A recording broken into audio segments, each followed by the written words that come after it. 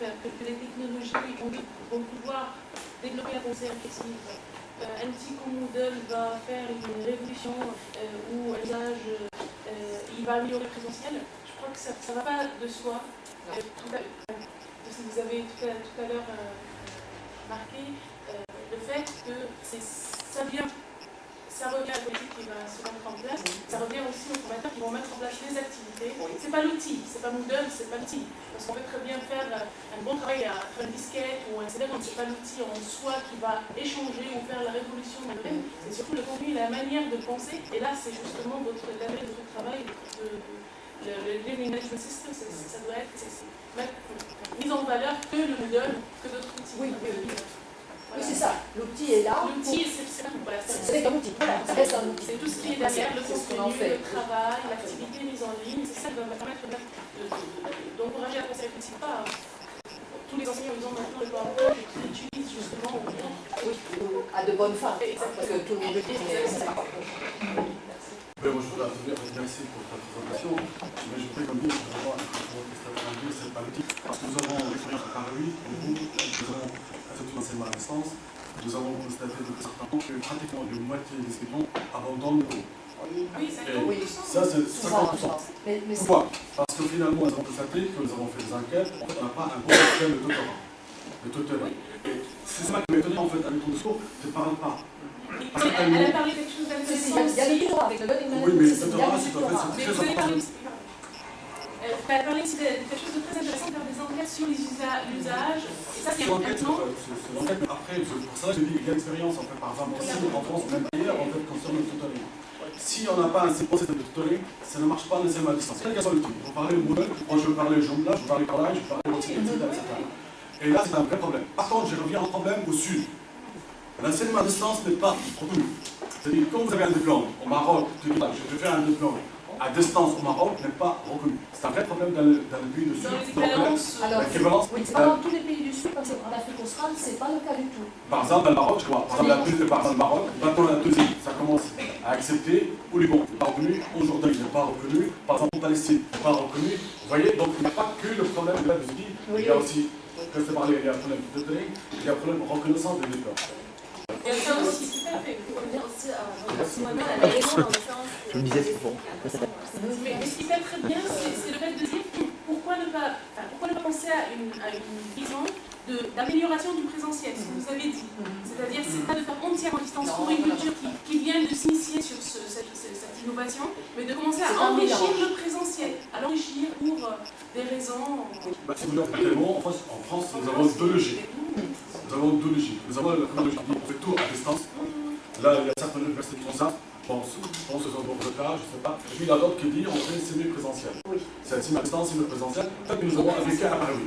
Nous avons par exemple là, chaque étudiant doit rassembler les étudiants une fois par mois, en fait, une semaine par mois. Ça, c'est notre approche. Maintenant, les résultats, par exemple, dans notre cas, en fait, pour éviter le problème d'abandon, nous avons choisi une solution. Mais maintenant, je crois, c'est par exemple, voilà. Mais je dirais, les semi-présentiels, ça pose aussi des problèmes économiques. Par contre, quand vous avez des étudiants en Afrique, comment vous allez faire? Vous voyez? Donc maintenant, par exemple, à Paris, nous avons envoyé, par exemple, au Sénégal, nous avons un centre de formation au Sénégal pour éviter ce type de problème. Vous voyez?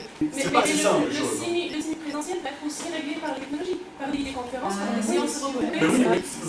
Mais oui. Là, on parlait en fait, en Afrique du Sud, beaucoup d'instituts d'enseignement à distance travaillent avec le Ah non, mais ça peut se faire, mais c'est le fait de laisser quelqu'un une culture d'apprentissage qui n'est pas autonome, où on doit avoir, voilà, cette type ce travail mixte. Parce que les apprenants sont différents. Peut-être que moi j'ai besoin de la personne devant moi d'avoir ce contact visuel, d'autres n'en ont pas besoin. Mais même dans une culture d'apprentissage très autonome, très indépendant, il y a 50% d'abandon.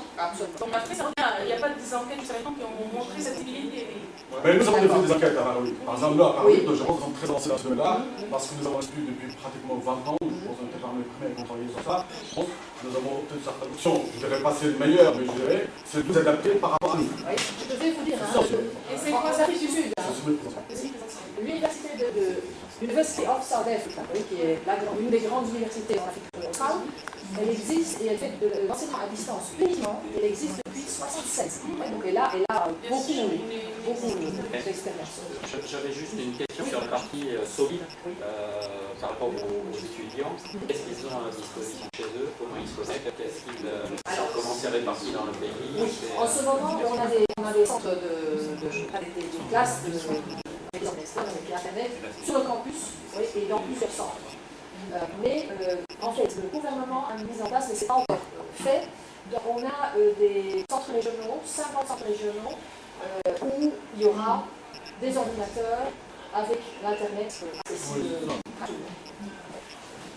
Moi, en fait, je trouve que l'enseignement à distance, l'enseignement virtuel, c'est pas vraiment la mais moi, quand on dit enseignement, il faut un cadre, il faut des locaux où on le cadre, il faut un enseignant, il faut des élèves, il faut des tables, il faut tout ça. Par exemple, si vous envoyez un devoir à quelqu'un pour le faire, si vous gardez que c'est le même qui l'a fait. Écoutez, si vous êtes... Il y a des manières à faire. Ça, du côté technique, on peut régler ça. Même sur place, en fait, il a C'est de venir à l'école aujourd'hui, on prend la personne pour... Je suis d'accord, mais on ne parle pas d'un enseignement à des petits-enfants ou à des adolescents, on parle surtout niveau supérieur et donc c'est autre chose. Nous, on est capable de faire ça. On a des écarts de comportement et tout ça, c'est le rôle de l'école de tout ça. C'est l'école, mais c'est le niveau supérieur. C'est le niveau de l'enseignement universitaire. Je suis d'accord. Je ne faut pas travailler avec ça, mais avec les petits-enfants. Oui, non, par contre, c'est un problème. C'est-à-dire, pour le peuple dont je parle, parce que là, en fait, tout à l'heure, la Mali, dans le sud, et puis c'est un autre problème chez nous.